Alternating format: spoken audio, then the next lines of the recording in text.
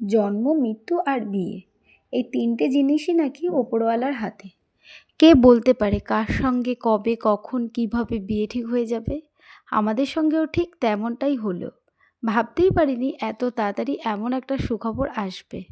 আমি তো শুধু জামাই ষষ্ঠীতে বাপের বাড়ি গিয়েছিলাম ঘুরতে, কিন্তু পরের দিনই খবর হলো আজ মেয়ের বাড়ির থেকে লোক আসবে, আর হয়তো আজই সব ফাইনাল কথা হয়ে যাবে। একটা দিনের মধ্যেই সব কিছু যেন বদলে গেল। বাড়িতে শুরু হয়ে গেল দৌড়ঝাঁপ আর প্রস্তুতি, আনন্দের ব্যস্ততা। সত্যি কথা বলতে কি এখনও বিশ্বাসই হচ্ছে না। আর সবচেয়ে অবাক করার বিষয় হলো বিয়ে ঠিক হওয়ার মাত্র 14 দিনের মধ্যেই বিয়ের দিন।